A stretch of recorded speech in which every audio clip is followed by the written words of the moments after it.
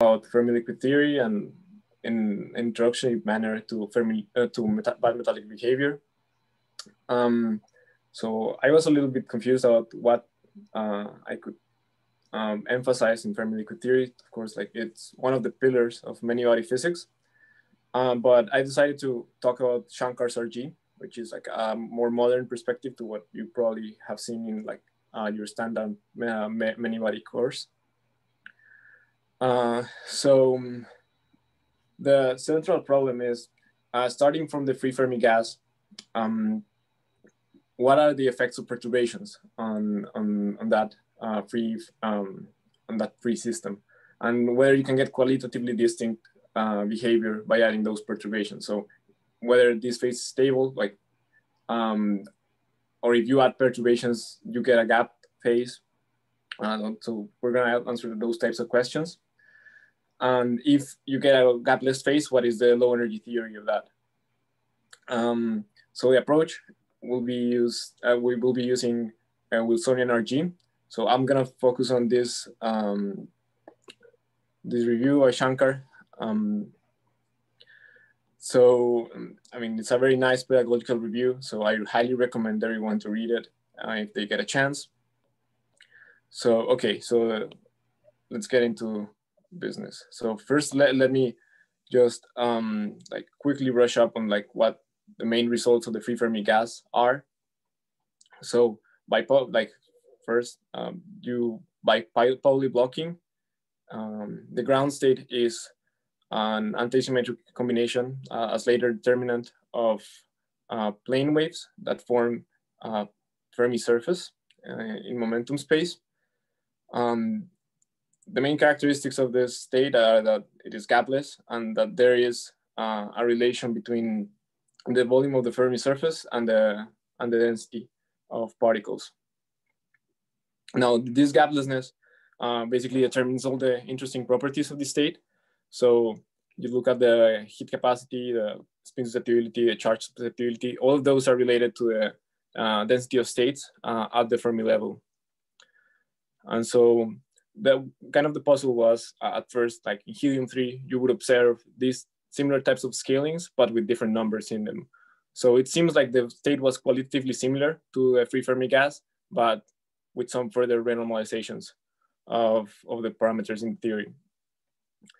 So, okay, now this is gonna be, in the spirit of the journal club, very pedagogical. So let me just start with the 1D case of how to treat these perturbations, like interactions over the free Fermi gas, and then build up to 2D and so forth. So, okay. So fermions in 1D. So we're gonna treat this within like the Feynman path integral approach. So here, just a quick brush up on that. So these guys are Grassmann fields that depend on omega and k. And you get this I omega dependence because this is a coherent state path integral. Then here you have the linearized dispersion around the Fermi points. That's the index I, labeling the left and right Fermi points in 1D. You don't see a chemical potential, so it's at half filling. And well, basically this describes the free theory, the low energy sector of the free theory.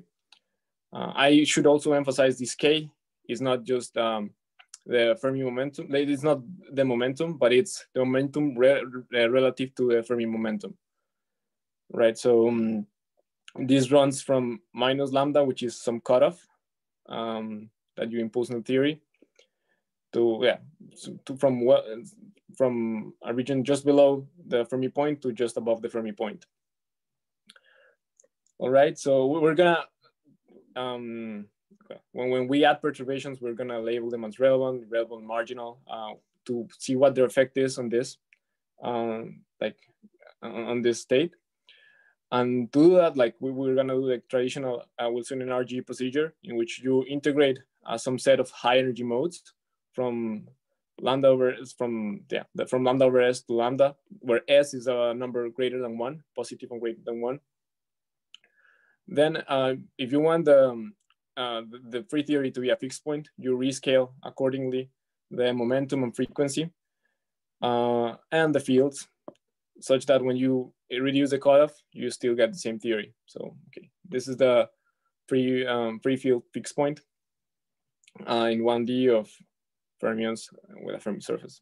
So just a very important point to make here is that in contrast to like what you would do for the 5-4 theory, here low energy doesn't mean low momentum, right? So your cutoff, yeah, it's not at momentum equals 0, but actually has some finite momentum. That's going to be the crucial difference here. All right, so like as a warm-up to the warm-up, let's look at quadratic perturbations. So this might seem trivial, but this will be generated under RG dynamically when you introduce like the 4 Fermi interaction. So it's like important to look at them.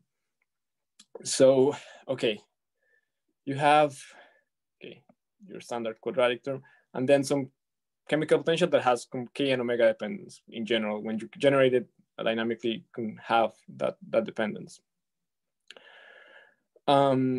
So we're just gonna consider analytic functions as perturbations. So all the functions that I add are gonna be are gonna have a Taylor expansion that converges.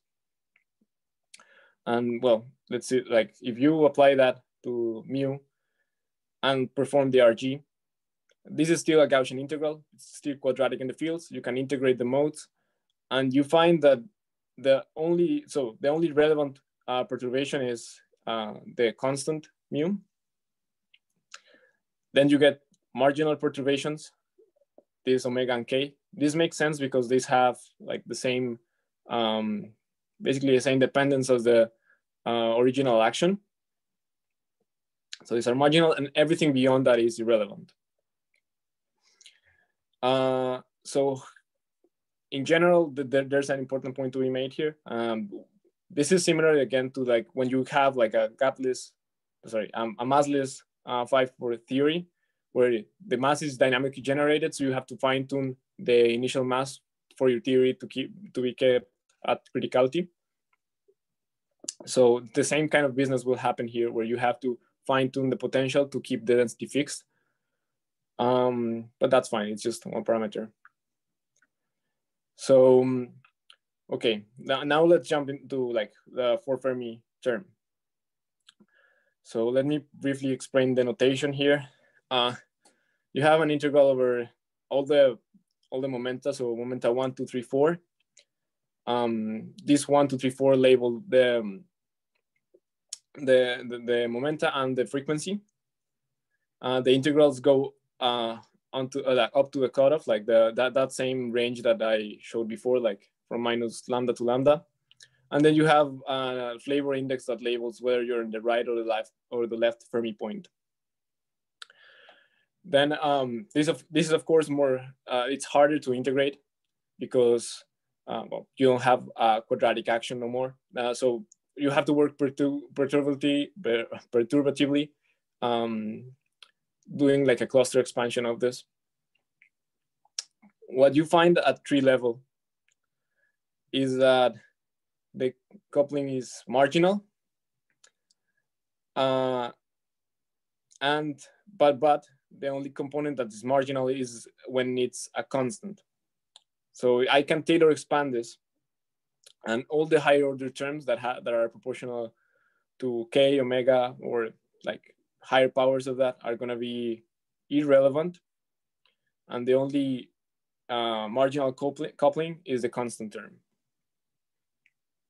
And okay, it's marginal, so I can forget about this dependencies. So the k omega 1, 2, 3, 4 dependencies can be like removed right out the outset, but you still have the flavor dependencies.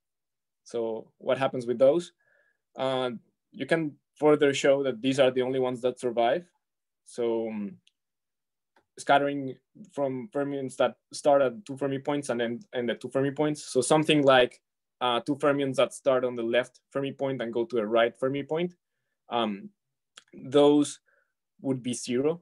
The way to see that is that if you have, for example, ULLRR. Though these two guys would be L's. So you could anti-commute them. That will give you a minus sign, then change variables, and you would get a term that's equal to itself, but with a minus sign, so it will be 0. So this would be the only couplings that remain at low energy. There's a caveat, of course. Like it doesn't always, like just to reiterate this point, it doesn't always cancel if you have some K dependence, because then by changing the variables, you don't recover the same action, so you can't conclude that it's 0. So that's going to be a little important later. Okay. So, okay, let's go to one loop order. So that was all the results at tree level. Again, you can, well, you generate these tadpole graphs at loop order. And I have to also note something here. These are not like, I don't know what you consider traditional Feynman graphs. So these have a specific range in which you are integrating for the momenta. So here you're not integrating the momenta from 0 to the cutoff, but you're integrating momenta on the thin shell where you're eliminating modes. So that's something important. And from those graphs, you can determine what the beta functions are for different couplings. So for the tadpole graph, you find this beta function. And again, to tune the density, you have to fine tune the bare potential, the bare chemical potential, so as to cancel that this term, and keep it fixed as you perform the RG. Now, you may ask yourself, what is this T that I'm putting here? If you've not seen it before, that would be log of the cutoff. So yeah, just that's the name for that. Okay, now the interesting part is what happens to the coupling, the 4 Fermion coupling. So here, okay, you have, again, momenta go from right, left to left, right. The tree level, we already know it's 0. And this is already we already know that the momentum dependency of the cutoff, the momentum dependency of the coupling is going to be irrelevant. So this is just the running of the constant term in the Taylor expansion.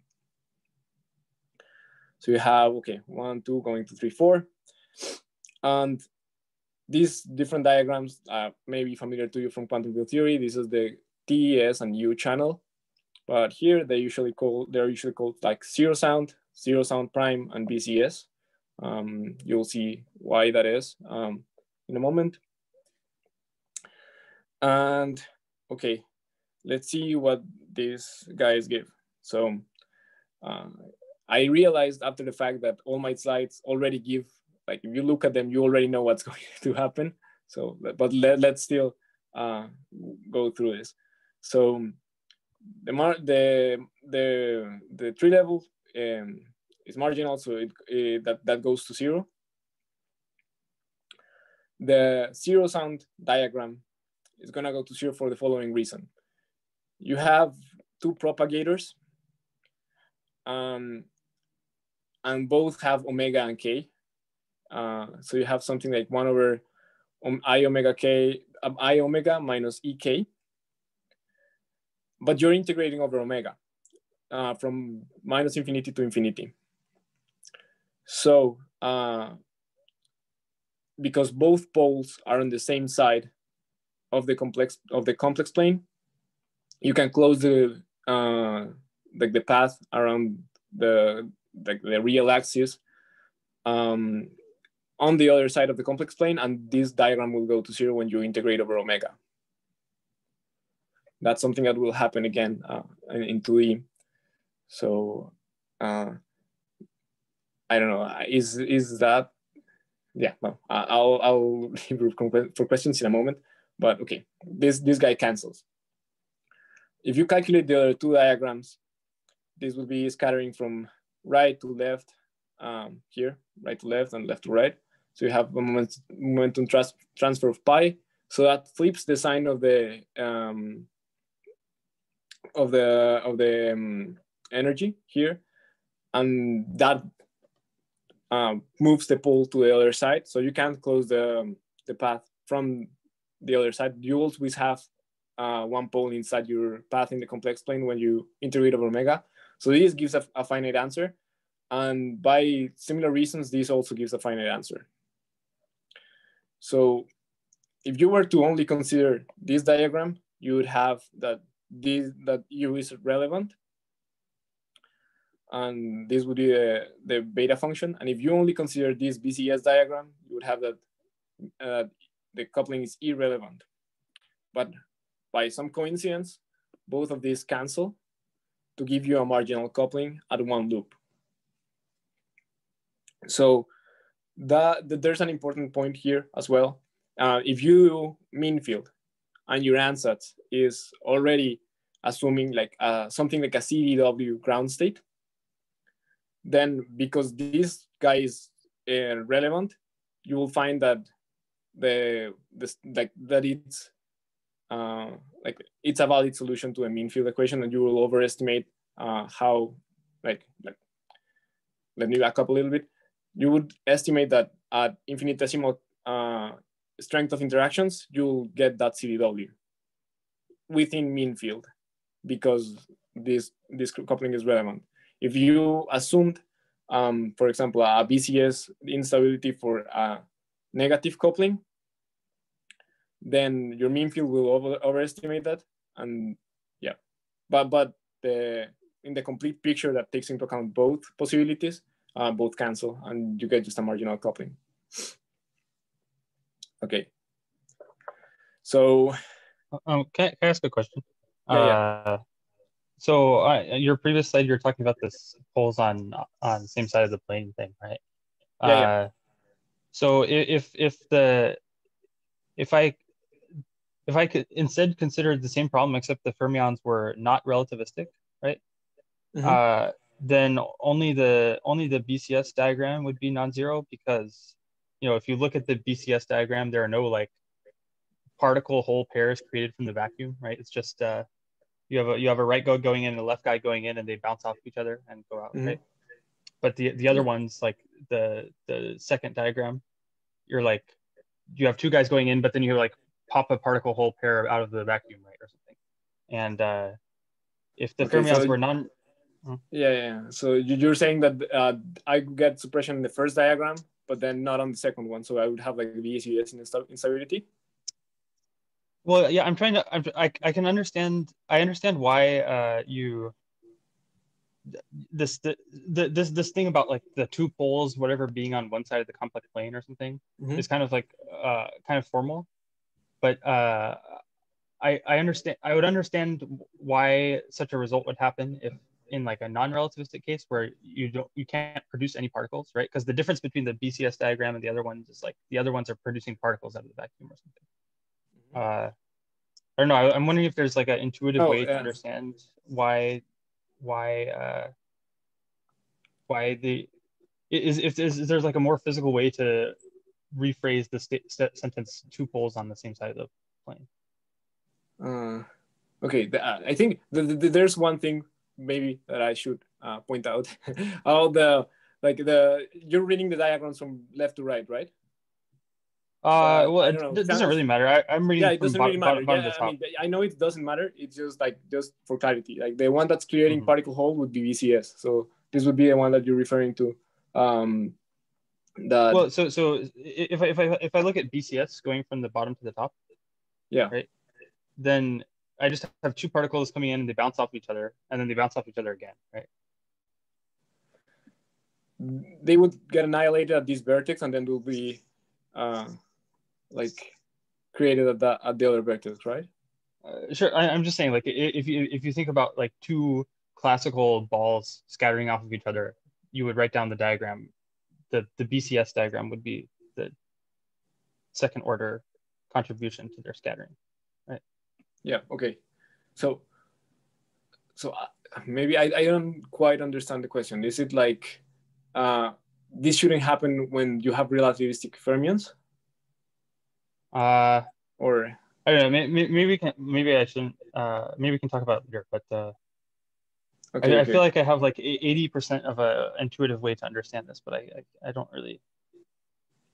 Yeah. Anyway, maybe we talk about it later.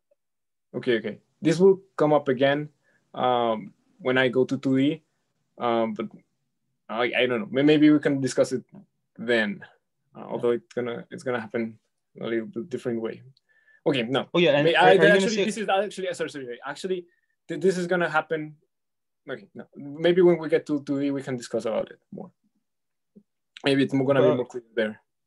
But before you go to 2D, are you gonna say why the fact that this is marginal is not an accident? Yeah, for sure. That's okay. my next slide, for sure. Okay. Because like you cannot like do the like maybe at higher order you get some instability, right? But this is 1D. The exact solution for the model is known actually by Yang and Yang in 76. And like the story is that actually there's a word identity that keeps this beta function from having a finite value. So it's gonna be 0 to all orders in perturbation theory.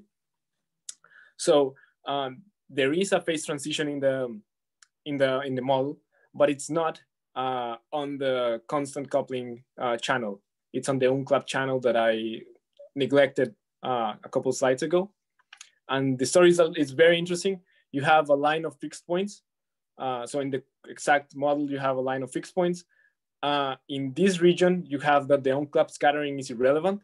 Then it becomes marginal at the critical point, and then it becomes relevant. So your intuition that, okay, if I have infinitely strong nearest neighbor repulsion should give a CDW, like is correct. It happens at a finite coupling.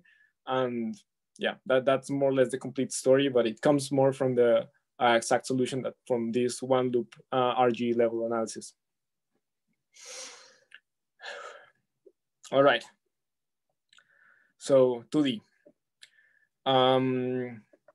Okay, that's the again. Wait, this sorry. This unclap thing is only for a very specific filling, right? Like half filling, right? If you just have some generic filling, then there will be no. Yeah. Sorry. Yeah, this is at half filling. This is at half filling. That's true. This is at half filling. Okay. Now for fermions in 2D, now you have similar action, but now you integrate over the angles. Like to me, it was kind of weird the first time I saw this because like you don't have the volume element here, the K that you would expect, like I don't know, some K to happen there.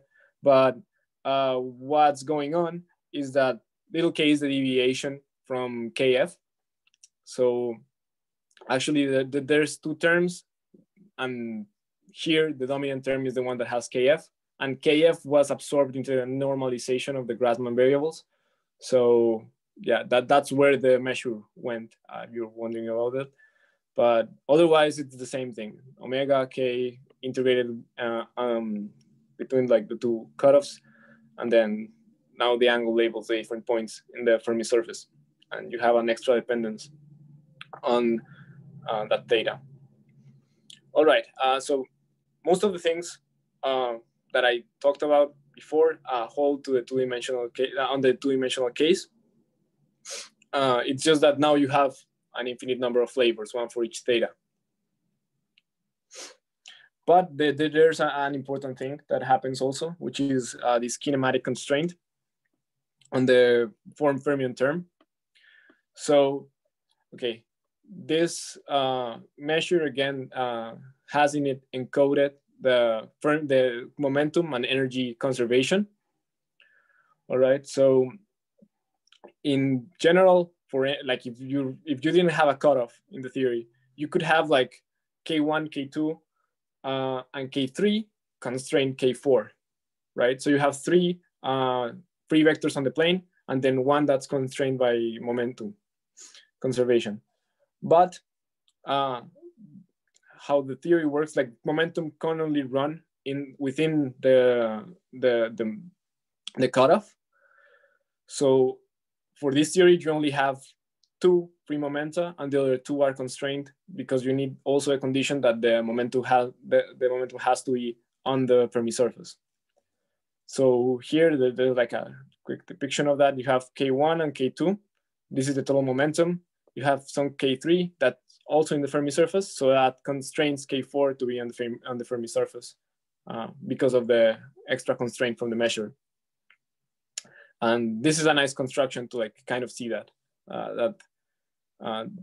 like yeah, all of your momenta have to be on the Fermi surface. So you can run again the RG for this.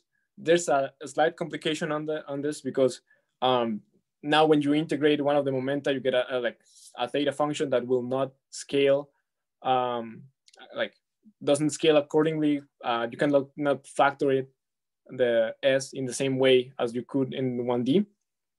So there's like more of a complicated story. You can have like some like there's techniques to handle that, but the like long story short is that there's only three channels that survive when you run the RG for this. So there's three marginal couplings at one loop. Sorry, at tree level. So there's the channel where 3 is equal to 1, where 3 is equal to 2. So these two are equal under exchange. That would be kind of this situation where you have here that 3 is equal to 2 and 1 is equal to 4. You have the exchange of that. So exchange like 3 and 4, and you get the first case. And you have a more interesting, like an interesting possibility, which is 1 is equal to -2. So I will get to that in a couple slides. This is gonna lead to the superconducting instability. And to be like picturing this is basically, this is 1, 2 would be diametrically opposed, and then you don't have this kinematic constraint of being within these little shells, but actually the second pair of momenta, K4 and K3, can also run all along the like any angle. But like I'll get that in due time. First, let's focus on one loop running of F. So, okay, we found F was marginal. Well, I told you F was marginal. We didn't calculate it, yeah, but yeah, F is marginal. So the first contribution would be like possible contribution would be from the zero sound diagram. But again, so let me back up a little more. Here, for F, 1 is equal to 3. So in this picture, you would get, okay, change 3 for 4. This is for case 2. So you have 1, 3, and 2, 4. Okay. So if this is equal to this, the first diagram doesn't have any momentum exchange. You just have one momentum that's being integrated over. So you have K, and omega. So you have the same situation where the propagator has poles on the same side, and this diagram is identically 0. All right. And okay, now I'm gonna give like some more or less heuristic of why the other diagrams don't contribute to any flow, such that F is marginal to one loop. Okay, so when you like in these diagrams, you have a finite momentum exchange. You have like from 1 to 4. In this picture here would be the difference. The momentum difference would be this vector that goes from here to here. All right. So that vector is some number times kf. So this is a large momentum exchange, and that is represented in this diagram by this vector here. So you can get a finite contribution to the omega integral if k is on one side of the Fermi surface, but k plus q is on the other side. So if you look at this diagram, k plus q is on it's outside the Fermi surface, though. So there the energy is positive, but k is inside the Fermi surface. So at that point, E of k is negative. So the poles are on opposite sides of the complex plane for omega. So I'll let that sink in for a moment. So when you perform that integral, you eventually get something that's 1 over lambda. But then the k integral will give you something that's the omega. You're integrating from like some momentum here to a momentum like that's slightly below. From like you're integrating over the like thick shell outside. You're integrating the large momenta like near the cutoff. So that k integral will give you a d lambda. And then there's an additional constraint on the angle. It can only run in this like small region 1 that I'm highlighting here. And the contribution from that integral is gonna be d lambda over kf, which would be like, it's hard to kind of see with my big pointer, but it's gonna be like the region where the two Fermi surfaces, like the two cutoffs intersect, the two thick lines intersect, divided by kf, which would be the radius here. So it's like the arc length defined by that. You can with that you can find theta, and then that's d lambda over kf. So these guys, and you can have this. You have the same constraint for the BCS diagram. So at one loop, these guys are quadratic in d lambda, and then that means that you cannot express this as a simple derivative, and in the end you don't have a finite beta function for this. So to one loop, f is also marginal. So maybe I'll leave room for questions now. So is this thing about the two poles being on the same side of the plane, is this, can I say that this is the same thing as like conservation of particle number, where I define particles as living outside of kf and holes as living inside kf? I think that might be what's going on. Like you were saying that this diagram is only non-zero if I have like one of these arrows ending up inside kf and one of them ending up outside.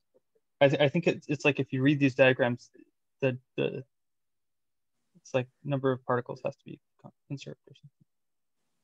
Yeah, I don't. Yeah, I haven't thought physically about like what this integration means. Like why it would be 0 for this particular diagram. See, like I think you can. I think you can argue by like, yeah, I think you can argue by like taking particles as living outside the Fermi surface, holes as living inside, and you can like flip arrows on these diagrams, but and exchange particles and holes, and yeah, every vertex has to have 2 arrows going in, 2 arrows going out. I think this argument. Yeah. Anyway, so sorry, I'm just thinking out loud. No. But I think what you're saying makes sense. There's another way to think about this, though, that I forgot to mention. This is kind of, if you've done the calculation of like the density response function on the free Fermi gas, there, like you have different limits depending on whether you send omega and q to 0. And here would be like the q goes to 0 limit, where you get that the response function would go, like one of the two limits is 0 and the other one is not. This would be a limit in which the response function goes to 0, where q goes to 0 first. So that's another way of thinking about this. All right, so f is marginal to one loop. So now what happens to v? So v is not going to be marginal. There's going to be 3 diagrams that cancel and 1 that doesn't. These two cancel for the same kinematic constraint reasons. You have finite momentum transfers q and q prime that can lead to particles having energy above and below the Fermi level, so the propagators don't cancel. But for the last one, there's a nice thing that happens. You have k and minus k as the vectors that you're integrating over, those are for sure on the same shell, on the same RG shell that you're like the shell that you're integrating in RG. So they are both in the same shell, but because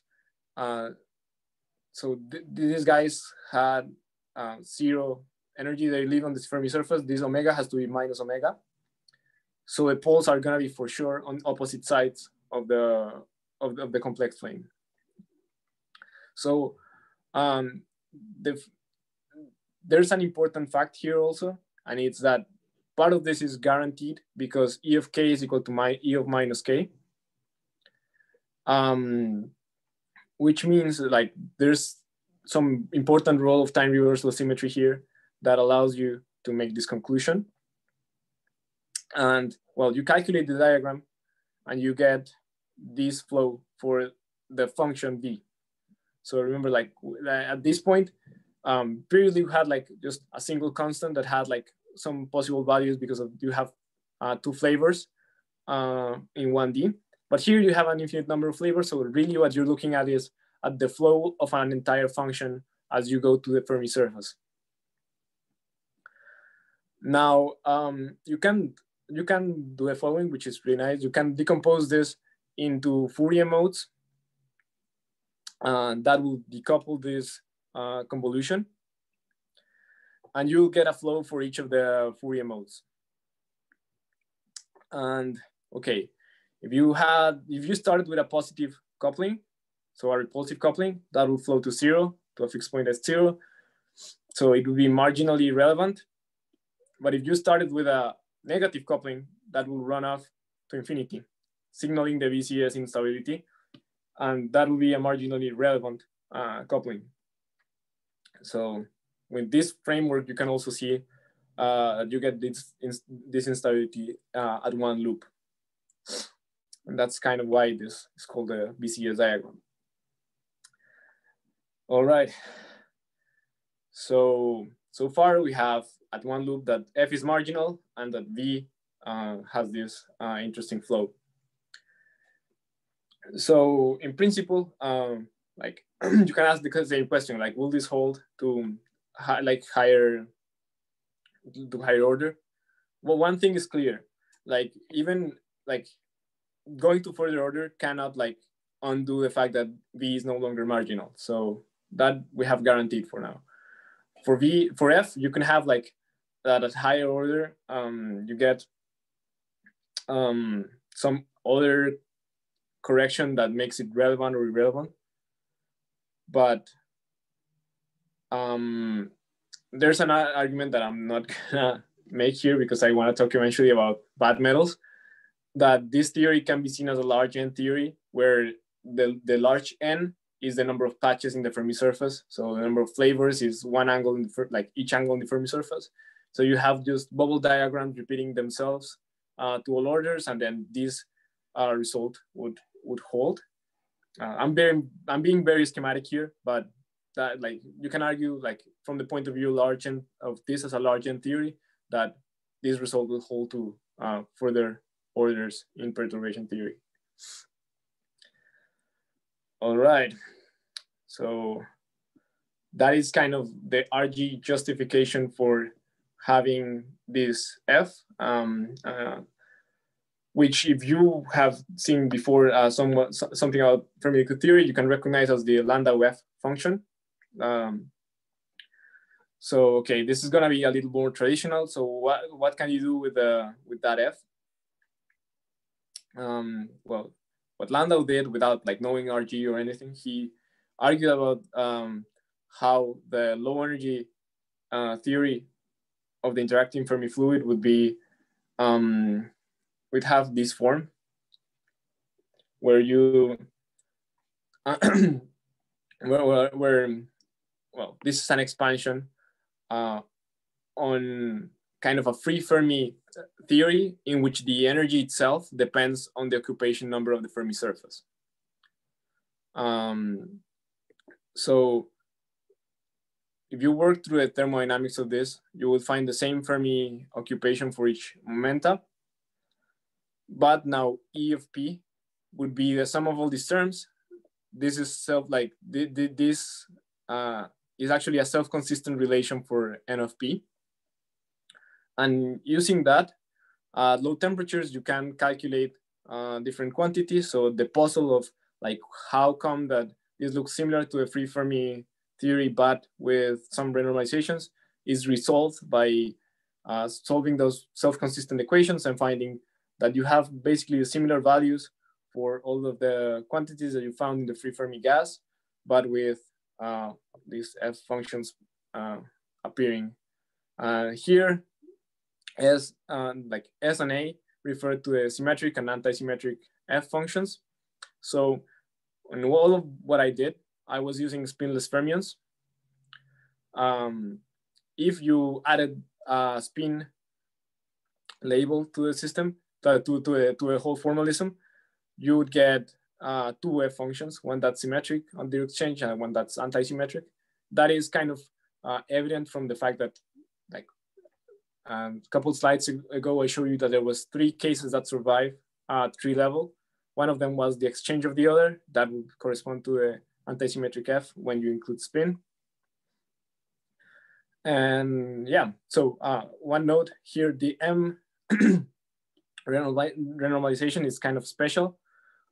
It can be linked to a lambda F function, but only in a translationally invariant system. So if you have a lattice, M can no longer be expressed in terms of F, but there's still an M, like people still parameterize this with an M star. And how you use these functions in practice is, okay, you first feed them to a few experimental parameters that you measure. And with that, you can then use them for further experimental measurements. So similar to what you would do like in normal renormalization. So they are kind of like fudge parameters, if you wish. Although you can calculate them in Hartree-Fock theory, for example. Okay, there's also like an important like self-consistency condition on this theory.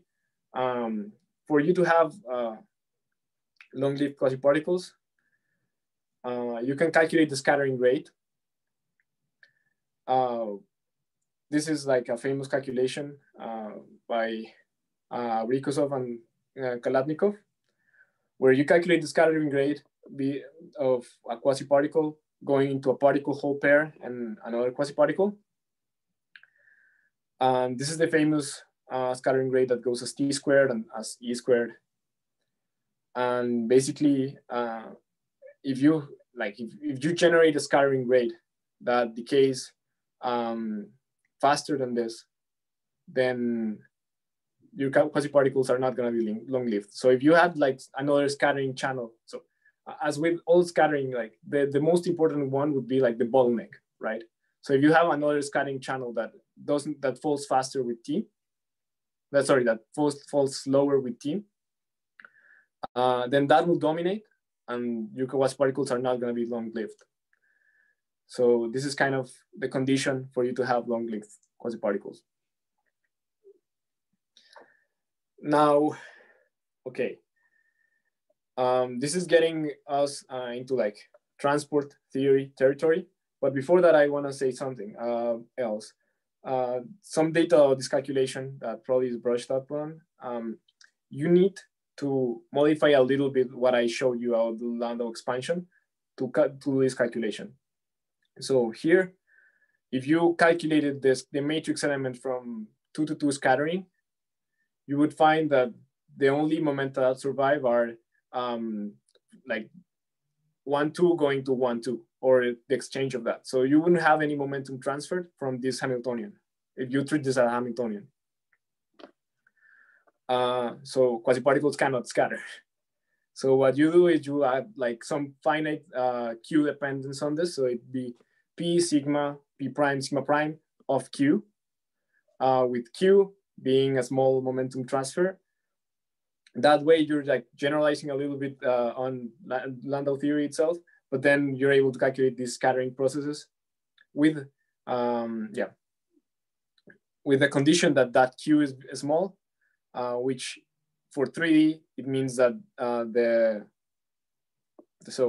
this is 1, 2 going to 3, 4, the angle that these two planes make is small, is equivalent to a condition that Q is small, and so like you're close to a Fermi liquid regime when you do this calculation, but not really on the Fermi surface. So that's like a kind of subtlety in the calculation, and that's buried here in this W, this constant that multiplies the scalings.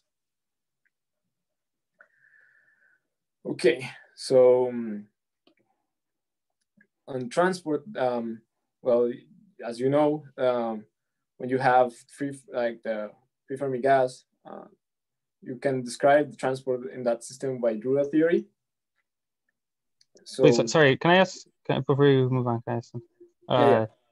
Let me try to think. So can I understand this statement as saying that the scattering, the things that cause scattering, the interactions that cause scattering are all irrelevant, right?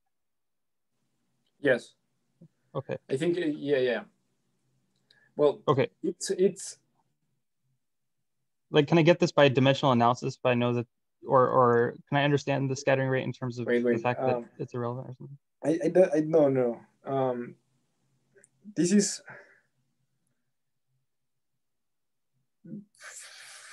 let me think. Is that true? Because if you add a Q dependence to F, then that Q dependence is going to be relevant when you do ARG. So I think you're right, but there's also an element of like the phase space argument.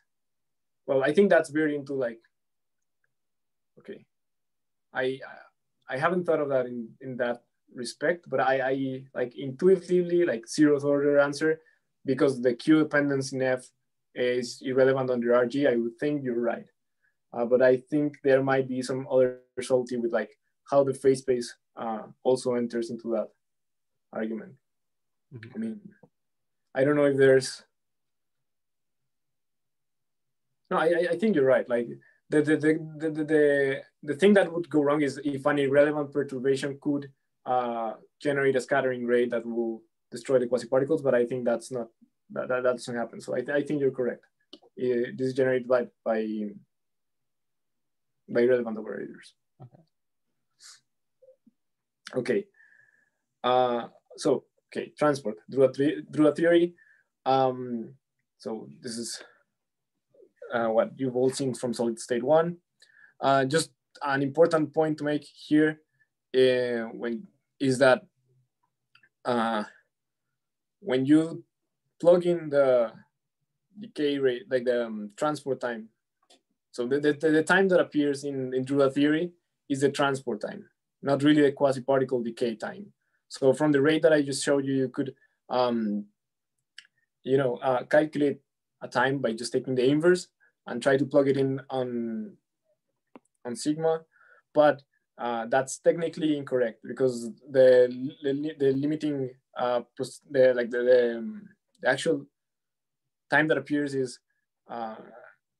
modified by vertex correction. So let me elaborate on that. So the conductivity from this field theory perspective would be calculated as the current correlation function. The tree-level calculation would be just including the time in which quasi-particles decay, but you have to include vertex corrections, and that is related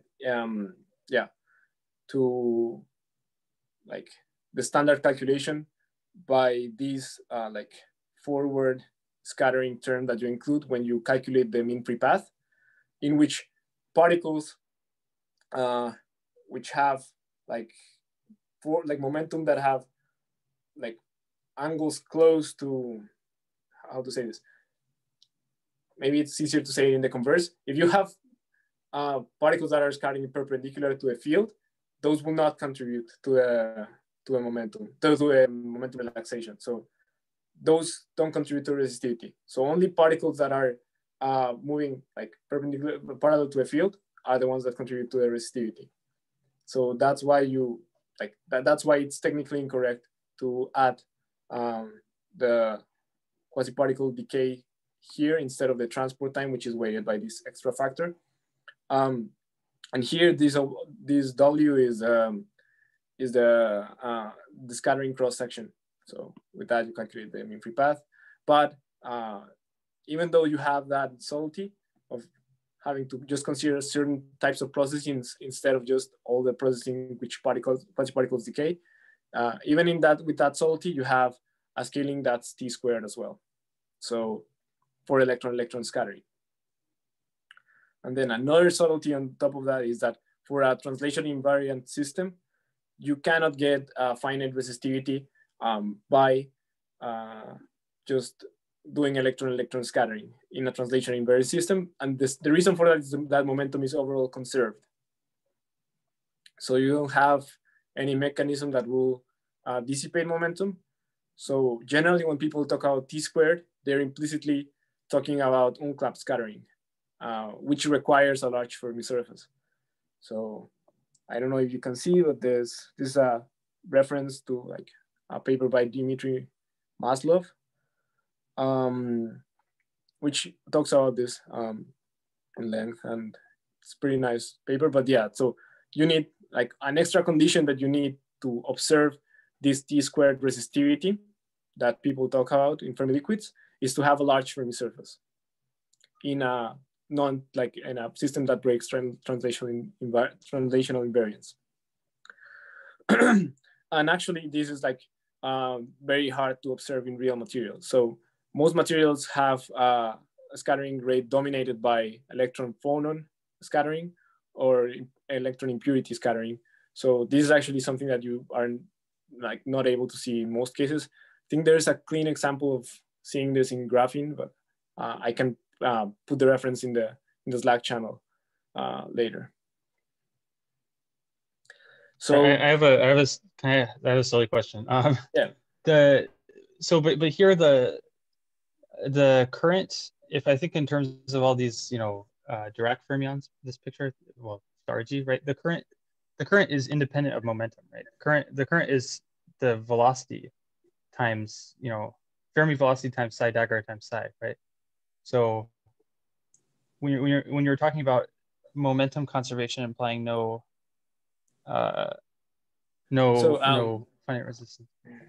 So the current operator has like, it does have a momentum dependence. Like if you calculate the diagrams, that's like you put like a momentum vertex on the like.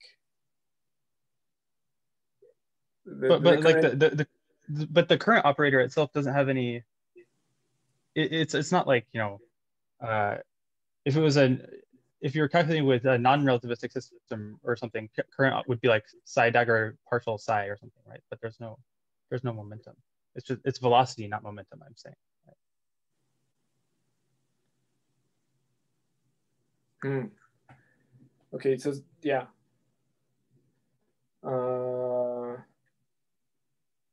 Like normally we don't distinguish the velocity and the momentum are just related by m or something, right? And not yeah. But then but here it's not. Yeah. There's the question of like when you couple minimally to a gauge field, then you get like momentum is different from the velocity. But and that's not included in the. Is that included in the current operator? Well, so the current is just psi dagger psi, right? Well, sum of theta, psi dagger theta, psi theta, right? No, not really, right? You have to consider like the Lagrangian couple minimally to a gauge field, and then take the derivative of the gauge, like of that Lagrangian right. with respect to a gauge field, and that will give you the current. And I think there's two contributions from that. One's the paramagnetic and the diamagnetic contribution to that. No, but right? but if that would be true if I was. I guess that's true microscopically, but if I look at the IR theory that you've been talking about, or that Shankar was talking about, with all these, when you linearize, and you just look at the low energy stuff, the linearization about the Fermi surface, right? Then in the IR, the gauge field just couples as psi dagger a psi, right?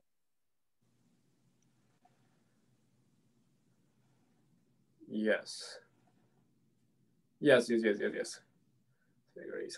So there's no momentum there, right? So isn't it the case? So like if I'm thinking Boltzmann transport, there's a velocity in there, right? Which Yeah, and the key fact, like when you have a lattice, when you break translational symmetry, that velocity will undergo like oscillations, block oscillations. So I think that's what helps you get to zero, like zero current. Am I wrong? Like without Wait, so oh, hold on, yeah. So maybe I lost track of the big picture part of the question. So the question is my point was that if you compute the current operator in the IR theory, right? It only depends. There's no momentum appearing there, right? In the IR theory, it's just Fermi velocity at angle theta, psi dagger theta, psi theta, right? Summed over theta. So yeah, and okay, so, and then yeah, continue. Sorry. Okay, and then I'm trying to equate that with the statement that the momentum conservation implies that there's no resistivity, because there's no momentum relaxation. There's right, no momentum relaxation.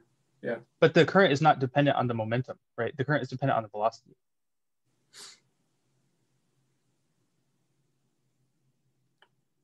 Okay.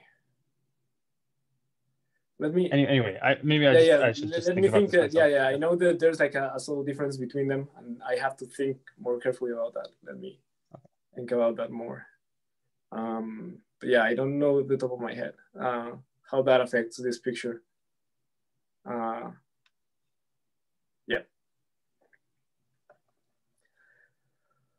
Okay. So how much time do I have? Okay, I ran out of time. Damn. No. My fault. Okay. Okay. It's okay if you go a little over. Okay, I'm just gonna be. So I left all the bad metal stuff outside, but let me just leave you with one of the some of the main points. So you have these theories of resistivity that like Drura theory.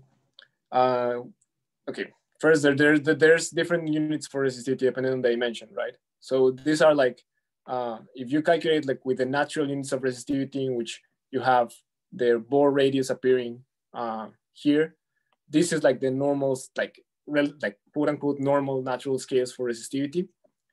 But the main point here is that you have different values for different dimensions. Like this has different dimension depending on whether you're in 3D or 2D. You can calculate that within Drura theory and get these values. And then wait, why is this the natural resistivity scale? I mean, if you had only units that don't involve relativity, for example, so you don't have like C, and you only have the electron mass, H, E, things that could dominate. What about KF? Yeah. So yeah, that'll be like if you already assumed if you already knew about Fermi liquid theory, like you would say okay, KF, and you have like Drura theory which involves KF. Okay. But I mean, like a priori with just like dimensional analysis, this is kind of like something that you would expect. And I mean, this is just displaying like the units of it. Yeah. And actually,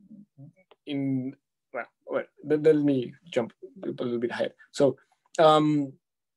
so you have these values for the resistivity in Drura theory, and the point is you have an extra constraint for the consistency of the theory if you if you take into account the Heisenberg uncertainty principle. So there's some bound on the regime of validity of this theory if you take into account the Heisenberg uncertainty principle.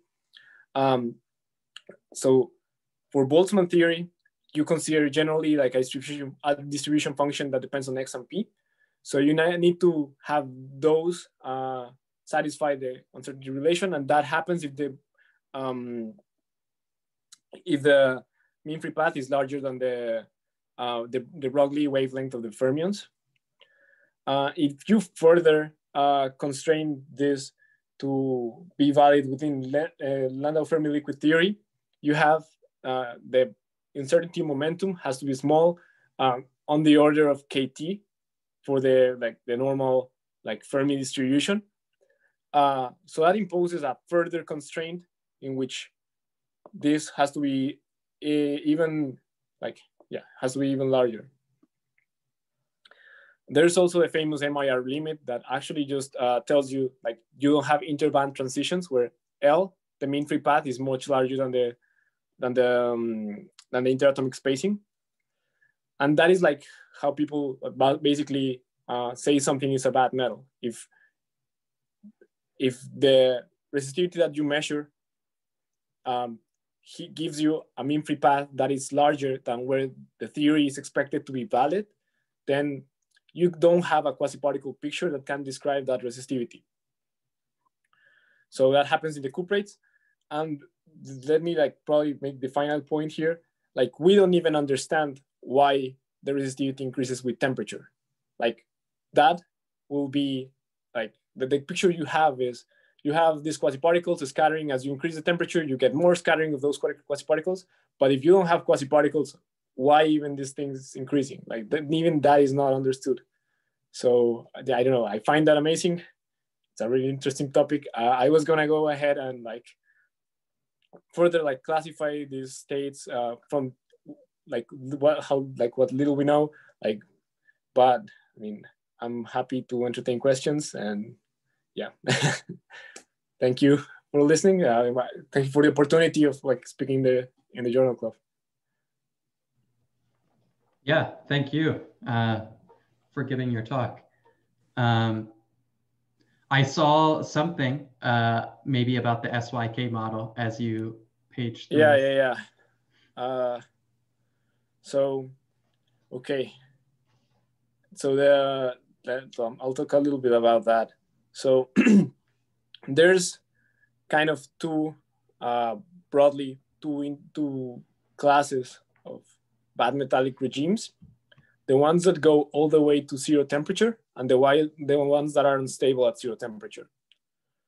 So in here, for example, this rubidium Fuller-N thingy here, if you apply a magnetic field, you would observe the linear resistivity go further and further down in temperature. So you would say, okay, this bad metal regime maybe extends from really high temperatures to even zero temperature, and maybe it's controlled by some quantum critical point or something like that. But then there's other types of materials like strontium ruthenate oxide 214, where if you go below some temperature, the system becomes a Fermi liquid. So a bad metallic regime crosses over to a Fermi liquid, and it has nice scalings that are what you would expect from Fermi liquid theory. So that there's broadly those two possibilities. And the SYK belongs to a second one. It is a bad metal regime it has a bad metal regime at high temperatures, but at low temperatures it is it has some instability toward, not instability, sorry. It crosses over to a Fermi liquid. Yeah, that's the Van Jones work in this PRX. And then these are also other types of things that show T-linear resistivity or scattering rate that violates the Fermi liquid bound, but then are unstable at low energy. And that kind of the point for SYK is that you need an infinite number of tuning parameters to stabilize the SYK at zero temperature. So yeah, they call this IR incomplete phases of matter because of that. Yeah. Cool. Then thank you. Yeah. Thank you for your question. That tees up. We'll hear about more about the SYK model on January 8th. So it's a nice teaser. Yeah, looking forward to that. Cool. Any other questions?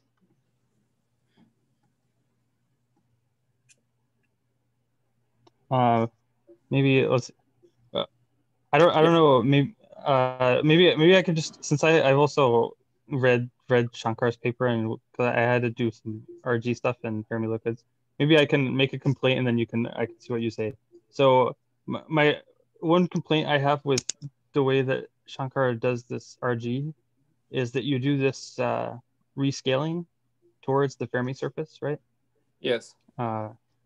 So, but if you do that, it like totally screws up your ability to like compute real space correlation functions and stuff, right? Because when you do this crazy scaling towards the Fermi surface, it's completely non-local in real space, and it just is a complete disaster, right? So I feel like it's a lot conceptually simpler to not do this rescaling process, right? Yeah. And just compare couplings, just make couplings dimensionless using the cutoff, right? And you integrate out a shell or something, and then you get a new cutoff, and then you look at dimensionless couplings compared with that new cutoff, and blah blah blah. And you get the same RG flow and stuff, but you don't have to do this rescaling. And I think the rescaling is kind of unnatural from. I agree. I agree. The kind of like it's conceptually simple. Like, I guess if you like the review itself is very pedagogical, and I found this to be like a nice way to explain it. And I would say that like this is only valid for translation invariant system. So either way, you're not calculating like real space correlators. So you run out. Well, but I mean, one thing that you would want, I mean, we know that in Fermi liquids, when you compute correlation functions, they oscillate at the scale k Fermi, right? Like you mean like the Friedel oscillations when you have like an impurity? Yeah, or just if you compute like the expectation value C dagger of xc of 0, right, where c is the electron operator, then that oscillates at the wave vector that'll look like cosine of k Fermi times x, right? That correlation function, and that property gets totally destroyed if you do this if you work in this do this kind of rescaling. You have to use all these crazy weird variables. I think it's very unnatural. Wait, but so I am maybe a little bit confused. Like, don't you use like the typical thing where you approximate the integrals by only having finite spectral weight on the Fermi surface when you do that calculation? Yeah, so that will be preserved here, right? Because you're sending the cutoff to 0, so the only thing that matters is the things at the Fermi surface. No, I don't think you're sending the cutoff to 0. I think you're always interested in length scales much longer than the cutoff, right? So when you're doing the RG integration, you're looking at how the things run, right? But I think in the end, like, you're interested in taking the cutoff to 0, right? Or am I? Well, I mean, I never want to take the cutoff. I never want to take the cutoff to below the inverse length scale of the physics that I'm interested in, right? True. Yeah. Like if I take the cutoff to 0, then I can't create. Then. Yeah. I can only be interested in real space correlation functions at a scale bigger than the inverse cutoff, right? But even if you work in the cutoff going to 0, like, as long as you have the Fermi surface, the calculation proceeds in the same way, right? Because you will only consider states on the Fermi surface to calculate that correlation function. I feel like you still. I feel like you still need to integrate over to get the correct power law and stuff. You still need to integrate over a thickness of momentum, right?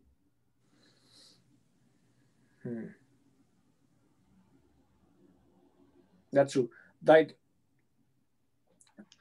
more broadly, I think that as a calculational tool, I don't think it's really good. The whole approach. Yeah, it's just very conceptually clear.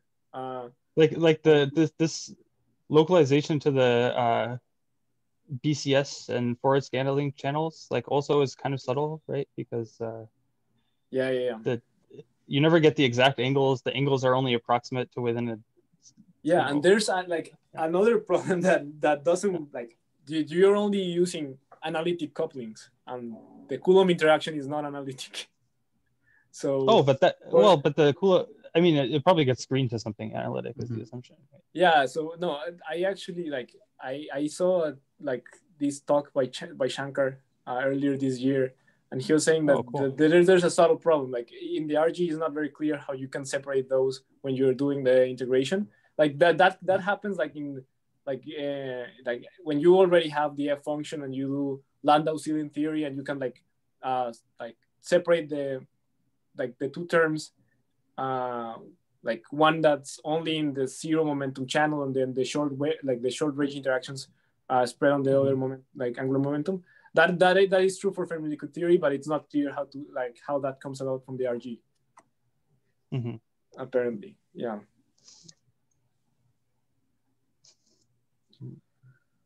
Well,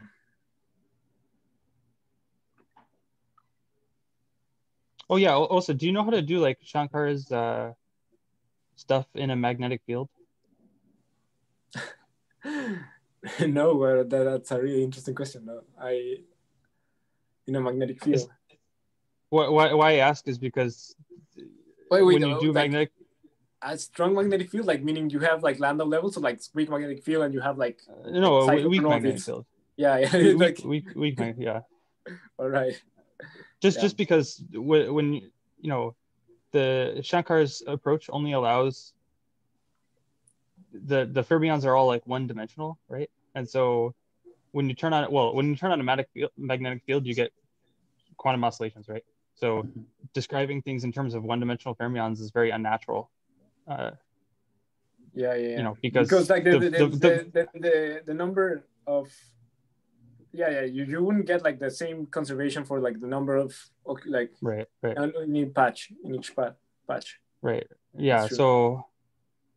Well, what the magnetic, at least semi-classically, the magnetic field leads to transport between patches, right? Yeah. Like. Yeah, exactly. So then the question is how you do this RG. I guess the magnetic field is kind of like a drastic thing to add for these systems or something. Kind of changes the low energy spectrum. I don't know. Yeah. Interesting. Anyway, you can't just minimally couple this theory to a magnetic field as written. There has to be something else. Yeah. There's okay. Maybe going a little bit on that. There's a very interesting, like one way in which people generate non-Fermi liquids is by actually coupling to gauge, like emerging gauge fields. So one example is like here that I didn't get to talk about, the composite fermion in the half-field Landau level. If you calculate like the dynamic, like how the gauge field there dynamically responds to like the fermions, you find that the scattering rate doesn't have this Fermi liquid scaling. That's a way in which people calculate. I mean, like determine that things are non-Fermi liquids. But this is like a strong interacting like gauge field with fermions. A bit different, but just like going on a tangent on that.